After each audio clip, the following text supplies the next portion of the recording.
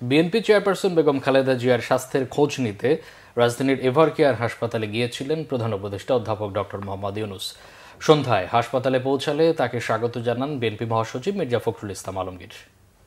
বেগম জিয়াকে দেখতে বিভিন্ন দলের নেতাকর্মীরাও ভিড় জমান হাসপাতালে।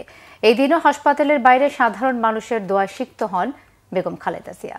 বিস্তারিত জানাচ্ছেন মামুন আব্দুল্লাহ।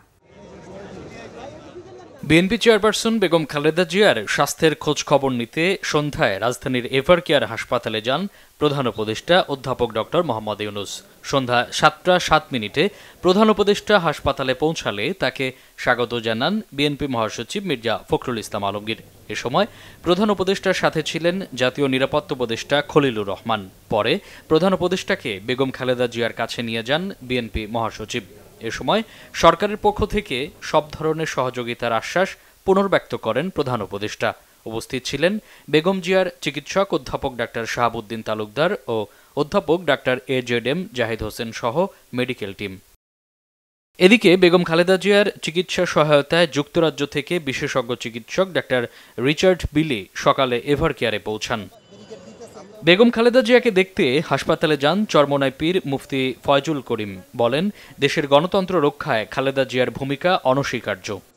আমরা এখন আল্লাহর কাছে দোয়া করি, আল্লাহ যেন তাকে পরিপূর্ণ সুস্থ করে দেন এবং আগে যেইভাবে তিনি দেশের খেদমত করেছেন আমাদের মাঝে আবারও তেনাকে আল্লাহ পাক ফিরিয়ে দেন, যেন তিনি আবারও আপুসীনভাবে দেশের খেদমত আঞ্জাম দিতে পারেন। এদিন খালেদা জিয়ার দোয়ায় হাসপাতালের বাইরে ভিড় করেন অসংখ্য সাধারণ মানুষ।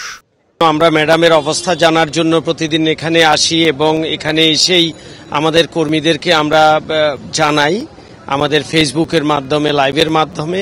ওনার সুস্বাস্থ্য কামনা করি এবং আল্লাহ পাক ওনাকে আমাদের মাঝে ফিরিয়ে দেক, এই দোয়া করি আমরা সব সময়। ভিতরে কি হচ্ছে আমরা কিছু বলতে পারবো না, তবে আল্লাহর রহমতে অনেকটা রিকভার হয়ে আসছে, এটা আমরা খবর পেয়েছি আজকে সকালে।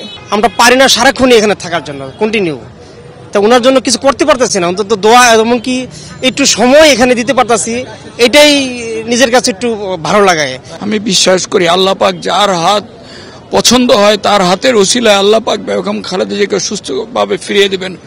প্রয়োজনে আমাদের আয়ু থেকে আল্লাহ পাক কিছু হায়াত নিয়ে ওনাকে পরমায়ু দান করবেন, এই প্রার্থনা আমরা করছি। আমরা যতই ঘরে বসে থাকি মন তো আর চায় না, এখানে বারবার আসতে চাই। এই কারণে আল্লাহ যদি ওনাকে সুস্থ করে দেন দেশের উন্নতি হবে। দেশমাতৃকার প্রয়োজনে বেগম খালেদা জিয়ার সুস্থতার জন্য দোয়া করেন সব শ্রেণী পেশার মানুষ। মামুন আব্দুল্লাহ, বাংলা ভিশন, ঢাকা।